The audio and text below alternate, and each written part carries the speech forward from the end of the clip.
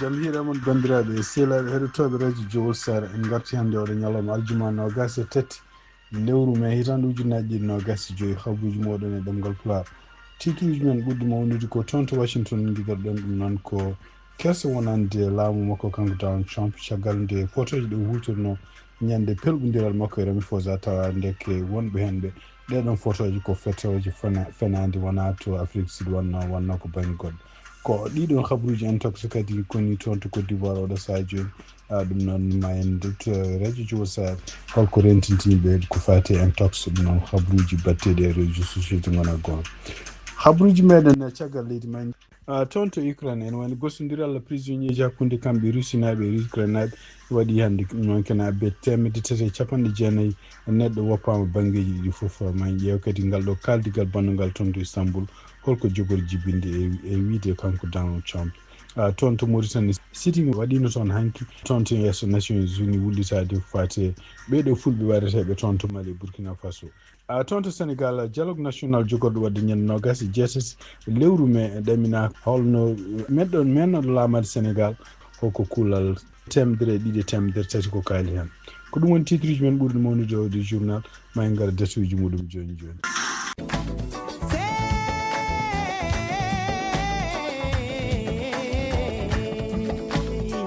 Woni to woni mbo woni ko ɗum ko holɗum ɓuti bilbasi toon to leydi Mauritanie sa ummimo stade Basara aɗo nato jeere 5e ko edi dada yetto jeere nana coynaɗa keftina boutique mbo ganduɗa jeeyi ɗum ko Dieynaba Sow Maynel walla mbiya Dieynaba Alhaji jeeyowo comci prêt à porter ñootadi haadi ñootako jettoɗa kaldeɗa nenodireɗa cooda guilay comci mum prêt à porter coopérative jogiiɗo atelier tailleur so tawi jiɗɗa comci ñootaɗi yeyma tawi jiɗɗa koɗi ñootako ñootanma kaldon famodiron yeyma gudeji worɓi kono rewɓe no jogii comci Sénégal comci Mali comci Maroc paɗe worɓe e rewɓe brodé dantel kala façon bagi ɓe jeeyi gumutoɗi Turquie kala ko neɗɗo no yotnoro no tawe ɗon ɗo boutique bilbasi sakuji cuuroyuji to raɓɓini ko gueɗe rewɓe kono gueɗe worɓe kala ko gorko e debbe no cohlo kono noon ko Dieynaba Alhaji e wondiɓe mum jogiiɓe coopérative bilbasi ƴettowo yoge e gueɗe no watta ɗum conele ko nende e gawri samme ndemiri makka ñebbe guerte aldanke horonpolle kokko ha e gawde ene yaaɓiya wadde conele ngam yeyde yimɓe cellal woni afangal kono sa soodi nde ɗo coneli no moƴƴe reedu ñaama kara kono cellal daña kon ko coopérative bilbasi jeeyowo cabune omo odo javel no sabo hada kono habas soyne yiɗe key comcol yetto yiɗe key mbaadi kono ɓoyde yiɗe ko jikku oɗo boutique ɓoydi e ɓesɓule leydi Mauritanie naaɓe mbo yiyani mbarodi neni ungangu mum mbo yiyani oɗo boutique coopérative bilbasi neni alhaali mum e ɗemgal Abou Diobu donnayi tareji lollirdo El Hadji Ngori bandiraɓe Fatimata Ly winam Dieynaba El Hadji hay Abou Diob so dañi ko coodiyowo coopérative bilbasi prêt à porter walla ko ñoota ko ñootone bandiraɓe mi yeehi jehen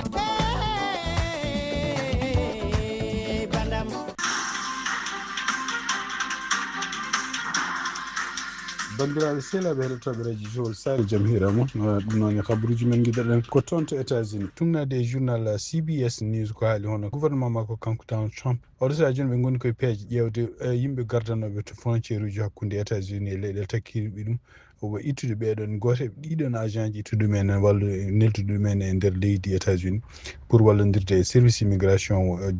toppitiɓe nanggude yimɓe koɓe mbiyata ɓe ngala kayitaji wonɓe ɗo e États-Unis ɗum noon ɗum fof kadi ko gueɗe ɗe ganduɗa walludemo kanko Donald Trump e plan mo ko haalno e campagne makko pour wiide wonde ko kanko ko jogorɗo wadde déportation ɓurɗo mawnude mo États-Unis meeɗani yiide histoire muɗum ɗum fof ko gueɗe ɗe ganduɗa enne kanko Donald Trump kadi o wi wonde ko hawnaki ɗum ɗo fof ma won hen kene wona temedde joyyi neɗɗo ittude ɗum toon to frontiére uji gonɗi toon konde États-Unis e leyɗele takkiɗe ɗum pour neldude ɗumen e nokkuji ɗi États-Unis haalaka noon holto ɓen jahata tugnade ko ummi toon to site maɓɓe kamɓe garɗoɓe frontiére ɓe mbi wonde ko ene wawi waɗannoɓe kayitaji wonnoɓe bureau ji walla yimɓe fonnoɓe wonde toon e ko nokkuji ɗi ganduɗa natirtanoɗi walla yimɓe kañumen koye men wonnoɓe ko fate wonɓe avion ngaji walla baɗoɓe opération ngaji taw ko spécial ɗi ko wawi wonde fof ene wayno donc e wiide maɓɓe ɓeɗo immotoɓe toon e frontiére uji ma mbawa wallude hono bureau ji maɓɓe ken wonno 24 bureau wongo e États-Unis pour wawde continude nanggude yimɓe ɓe mbiyata potani wonde leydi he taw ko yimɓe ɓe ngala kayitaji tugade hande ko CBS News haali siftindon tan ko kanko kamɓe gouvernement makko kanko Donald Trump ɓe ƴefti déjà yimɓe liggotonoɓe service aji ko wayno koɓe mbiyata bureau alcool tobacco ɓeɗon toppitiɓe ko fati cuumuji ko fati drogue aji ƴefti kadi yimɓe wonɓe toon to ko mbiyata yimɓe liggotonoɓe ko kala ko fati service aji drogue walla yimɓe liggotonoɓe ko fati FBI e agence uji goɗɗi ɗi ganduɗa ene wallodirde ɗum foof yantinde ɗum e service aji immigration nanggude yimɓe donc oɗo saaha joni département homeland sécurité wi wonde ko enen namdi honno armée États-Unis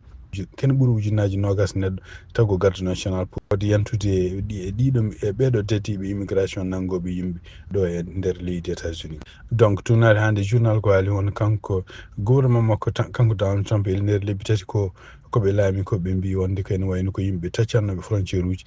nadde États-Unis man gustima no fewi ɗum noon ko hunde nde ganduɗa en nombre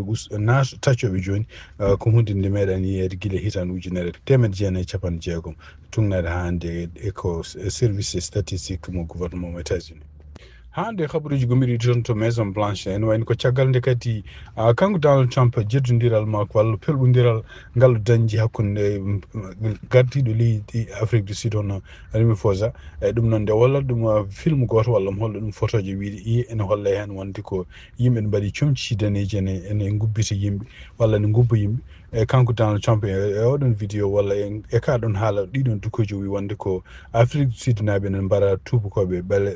wonɓe toon taw ko yimɓe africanos en ɗum ɗo ko ɗum waɗi kanko Donald Trump wi wonde ko alay saago o wawa habde Afrique du Sud o wawa kadi yambirde africanos en gaɗɗon kono caggal nde holla wonde ko ngoɗon photo ngo hollata walla ɗiɗon vidéo ji ɗi hollata ɗum ko gueɗe ɗe ganduɗa bannoɗe toon to gooma ɗum noon république démocratique du Congo ɗum noon ko nokku mo ganduɗa ene yimɓe hewɓe jiitunoɓe ene gubba e gasa goto donc ɓeɗon ubbitannoɓe ɗumen ene wayno ko ɗum woni ko yaltina toon ɗum ɗo fof ko infox firti ko habaruji baɗeteɗi e réseaux sociaux tan gona gonga kono noon kanko Donald Trump laamu makko nde kaɗon haala yalti wonde tugnade rewto ko haali rewto noon ko galle jani en koɓe kañum hoore mum kañum nelduno ɗon reportage caggal nde ɓe kalti wonde ko photo ngo ɗo en ko Donald Trump hollata ko walla vidéo ji kollata ɗi en ene wayno ko kamɓe Maison Blanche ko waɗɓe erreur walla kanko Donald Trump woni ko erreur par ce que hollata ko gueɗe ɗe godani ko gueɗe wona Afrique du Sud to ko banggue goɗɗo ene wayno ɓe jaɓani commentude no fewi kono ene wayno ko e nder gostodiral hande jiyangal toon to Maison Blanche hakkude kanko joguiɗo communication Levitt e kanko kay e goto e journaliste uji wonnoɓe toon ene wayno ko waɗi jeddi no fewi kanko Levitt mo continue hande wiide wonde ko vidéo mo kollaɗo enen wayno hollata hen ko yimɓe ɓurniɓe comci ɗi en goɗɗi jogui ko cross ɗum noon ko signe uji catholique en e kadi ko yimɓe ko tubakoɓe gubbete ɗon taw ko gouvernement Afrique Sud ubbata ɗumen donc kanko joguiɗo communication mo no continue mo haalɗi ɗino haalduji kono officiellement kamɓe gouvernement ɗum wontaniɓe oɗo saaha joni ko kerse par ce que saabu eɓe kutorima document ji ɗi godani pour takkude leydi janandi ko wawi wonde foof ene ƴeewe ɗo yontere aronde holko kanko officiellement gouvernement Donald Trump holko jogori wa ƴeftude décision ko fate ɗum ɗo saabu hutorima information ngaji ɗi gona gonga surtout surtout kadi wultinde gardiɗo leydi Afrique du Sud taw ko haala ko fof ɗum fof ɗum wona gonga kono noon tugnata hande journal uji kewɗi kaaloji ɗe mbi wonde ɗum ɗon way kono Donald Trump kono mere ni saabu hutorademo gueɗe ɗe godani walla kanko hoorema ko haalde gueɗe ɗe godani o wartata jaama e konngol makko Arabism international tonto risi hande aljuma hande nyalom al odo aljuma hande no gasete lewru me ono kambe risi nabe kambe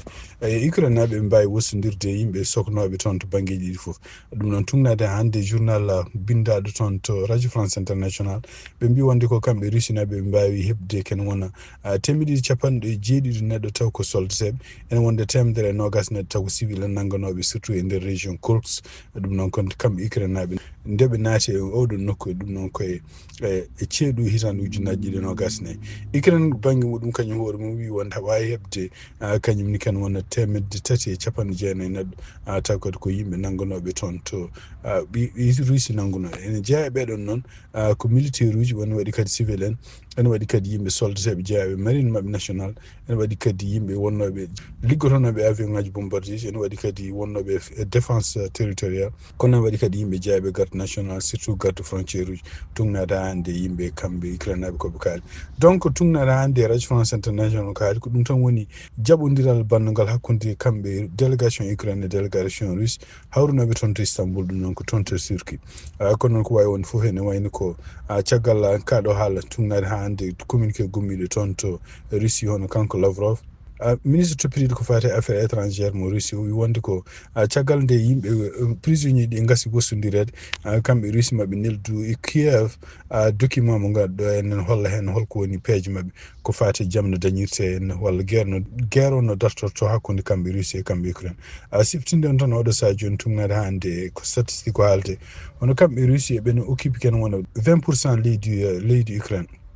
ɗum noon ken wona joyoɓal leydi ukraine ko kamɓe pawi hen junngo mabɓe ɗum noon ko guila hitande ujunnaji 2.14 fuɗɗi ha kadi guerre puɗɗiɗo e hitande ujunnaji 2.20 ngal ɗon jokkodiral bangal toon to istanbul ɗum noon ko toon to turki jokkodiral gadanal bangal tuggi guerre o ko fuɗɗi e hitande ujunnaji 2.20 donc ko wawi wonde fof en ɗamina so tawi kamɓe ukraine naɓe walla kamɓe russie naɓe ɓe neldi document pour hollude plan mabɓe ukraine naɓe kañumen koyemen ma mbad document pour jabade holko kañumen hol condition ngaji jiiɗi so tawi no yiɗi ene foti tartade donc tungnade hande radio france international ko haali wi wonde ko kanko Donald Trump ko kanko kadi ene wayno jeeno e suɗo wiide wonde oɗo saha joni kamɓe délégation ngaji yo jooɗo kalde directement beele kadi yoɓe mbaw kadi ustodirde kadi prisonnier ji nanggaɗi toon to russie walla nanggaɗi toon to ukraine donc kanko Donald Trump caggal nde gostodiral prisonnier ji hakkude ɗeɗe leyɗele ɗiɗi o wawi kanko hoore makko windude e réseau social makko mo yetta ɗiɗo partiji ɗi pour ko fate kaldigal ngal mbaɗi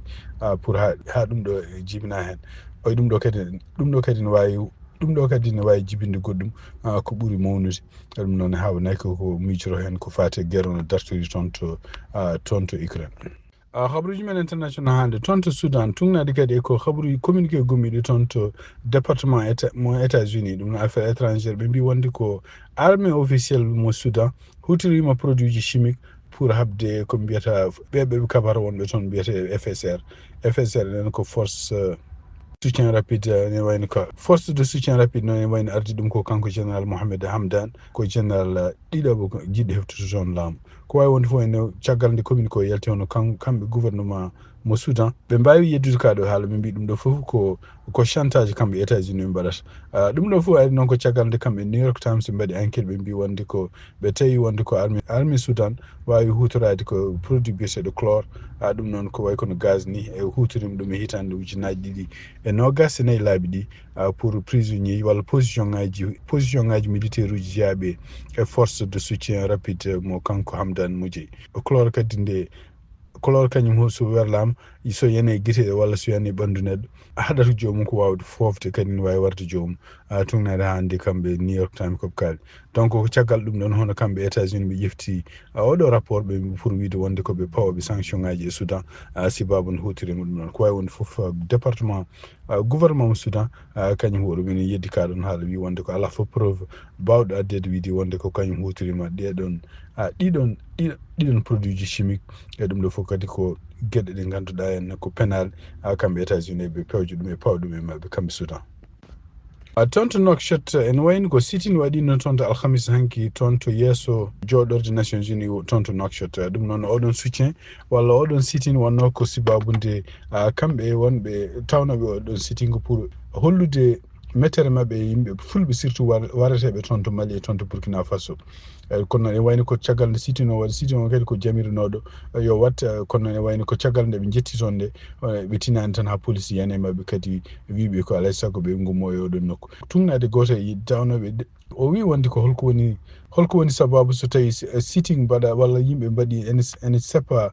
ko wayni pour supportude Gaza hay goto yanata e mumen kono noon so yimɓe gaari ne supporte ko wayno fulɓe waɗateɓe police ma yana mumen e nder konngudi kadi ɗi ƴefti kanko Fatimata Diallo ɗum noon ko militante gandaɗo toon e mouvement ji citoyen ji toon to Mauritanie o wi wonde ko ene wayno ko kamɓe wonɓe toon ɓe hay goto ɓe gañani hay goto ɓe gona contre muɗum e woni jiiɗi ko yimɓeɓe foof mbawa dandede kono eɓe jiiɗi kadi woppede ɓe mbawa kamɓe koye mabɓe supportude walla woyande yimɓe ganduɗa leñol fulɓe baratengol tan wardire e deeƴre ɗum noon ko kanko Fatimata Diallo ko wi noon yimɓe hewɓe tawnoɓe oɗo sitting kaali namdimi koye min mbi holko woni sababu hono seppoji ene jamire pour Gaza kono noon e wayno so tawi tan gueɗe ɗe ganduɗa en ko fati en fulɓe waɗateɓe haala mum haalama ene wayno ko gouvernement Mauritanie jabara ka ɗon haale ko way wonde fof ende ɗiɗon seppoji oɗon sitini kadi hono kanko Samba Thiam président parti FPC o wawi kanko hoore makko tawe ɗon o wawi kadi haalde wi wonde ko ɓe gaari ko kamɓe koye men holdi wonde ko eɓe diwti yimɓe warateɓe taw ko yimɓe ɓe ganduɗa toñani o wi kadi ene wayno ko ɗum ɗo fof il faut ko laaɓa o wi kono o wi ɗum ɗo ne foti labde haqqillaji yimɓe hay goto e terroriste uji kamɓe ɓe supportani ɓe ngala hecce ɓe gonani hay caggal goto e terroriste uji e ɗum noon kadi hayso ko terroriste ɗi gonni ko fulɓe walla gonni ko wona fulɓe hay goto yiiɗa ɓe kala ko woni terroriste donc e terrorisme kala ko woni wadbuniyankagal ko hunde fonde salede ko fonde riwsede e ɗum ɗon kadi tawa ala jeddi gonni hen ɗum noon ko konngol makko kanko Samba Thiam tawa ɗon sitine baɗɗo toon to Nations Unies kono noon mo police yane mumen après caggal wi ɗumen yo gummo habaruji men cakkitorɗen ko toon to Sénégal ɗum noon e wayno ko siftini ɗon tan ko ñande nogas jeetati lewru ko toon to Sénégal dialogue mabɓe national fuddoto oɗon dialogue national noon ko kanko gardiɗo leydi Sénégal hono Bassirou Diomaye Faye o jogori uddide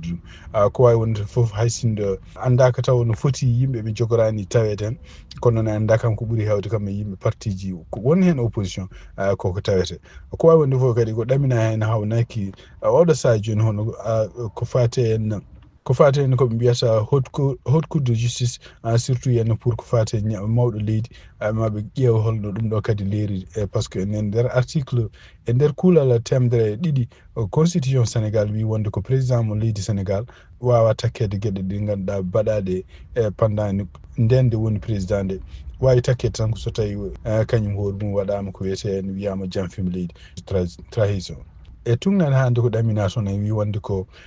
fate haute trahison ɗum ɗo kadi ko hunde nde ganduɗa ene leerani no fewi donc tugnade hande ko article o ko haalata wi wonde ko assemblée mabɓe national tan wawi pour wonde takkude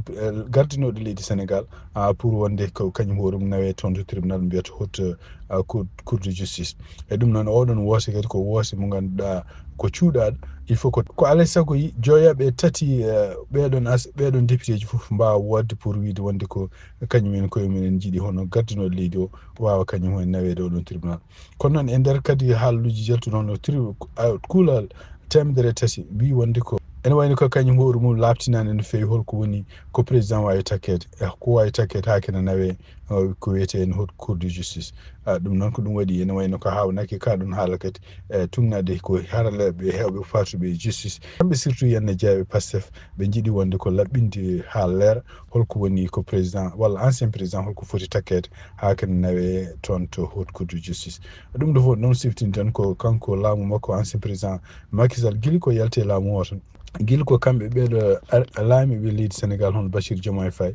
guila nde ɓe puɗɗi laamu makko ene wayno ko haalluji kewɗi ene kaale wonde ko kanko hoore makko Macky Sall on foti no deete e yeeso lawol kono noon yeeso lawol ngol ɗum ɗo ko hunde nde ganduɗa oɗo saha joni eɓe jogui caɗele andude ni holko ɓe noddirtamo e kadi ɗum ɗo ko hunde nde constitution mo leydi Sénégal fewnitanoki ko fewnitanoki ko fate ɗeɗo gueɗe ko wawi wonde fof hawnaki oɗo dialogue national haysindo dialogue national yaari yeeso andaka taw so tawi nanodiral ne jogori wadde toon no feewi ko fati e ɗeɗo toɓɓe kaalateɗe journal uji men garoji janggo e journal uji men garoji hol jogorɓe participde e oɗo dialogue national e hol kadi toɓɓe ɗe gaalaɗe hen koɓe mbiyata thème de référence jogorɗe haalede e oɗo dialogue national kono noon siftin ɗon tan hono gardinaɗo oɗo dialogue national omono continue jilluji makko surtout jokkodirde e hohoɓe diniyankoɓe e hohoɓe kadi leydi sénégal fof pour beele dialogue on yaara yeeso kadi e nder konngol makko kanko Bassirou Diomaye Faye o noddi leydi sénégal surtout opposition e parti ji politique ɗi fof o noddi ko wiyata unité nationale beele kamɓe fof ɓe ndenda ɓe mbawa haaldude surtout henna ƴewtade surtout systéme mabɓe électoral e systéme politique parti ji gonɗi toon to leydi sénégal tumnade kadi e journaux ji gonɗi toon to sénégal ko wayno Seneweb e ko wayno Sénégal. bandiraɓe sehlaɓe heɗotoɓe radio Jowol Sare cakkitortoɗen habaruji meɗen koko fate intox ɗum noon ko oɗo saha ene wayno ko habaruji ne jaltine hen e réseaux sociaux ji taw ko habaruji ɗi gona gonga ko ɗum waɗi hono kanko Donald Trump e nder pottiral e nder jokkodiral e nder jonde makko kanko hakkude makko Ramaphosa président mo Afrique du Sud o wawi par erreur hutorade ɗiɗon habaruji ɗum noon ko photoji ɗe ganduɗa en ƴefta taw ko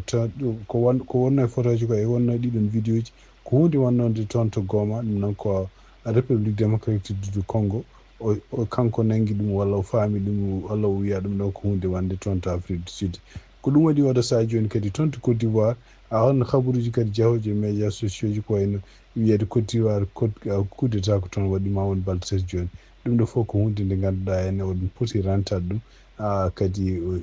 hebde ɗiɗon vidéo ji walla ɗen photo ji kadi ɓinndin ɗum kañum hoɗum so tawi tawama ko fenade kadi wiyede jomum fini par ce que an ɓinndin ɗin vidéo ji ɗum kadi ko hunde poɗɗon rentade e kadi oɗo saha joni rentade no fewi par ce que kala habaruji ɗi ɓinninɗa e nder médias sociaux ji hawnaki no wawi justice no wawi rewde caggal maɗa noon ndenuɗe no fewi. bandiraɓe sehlaɓe heɗotoɓe radio Jowol Sare habaruji moon e ɗemgal Pulaar gasi ha laaɓi ɗum noon ma en gartu janggo so Allah jaaɓi siftin noon tan hannde ko aljuma nogas e tati lewru mai hitande ujunnaje e ɗiɗi e nogas e joyyi yen mbaali jaam hon jarama.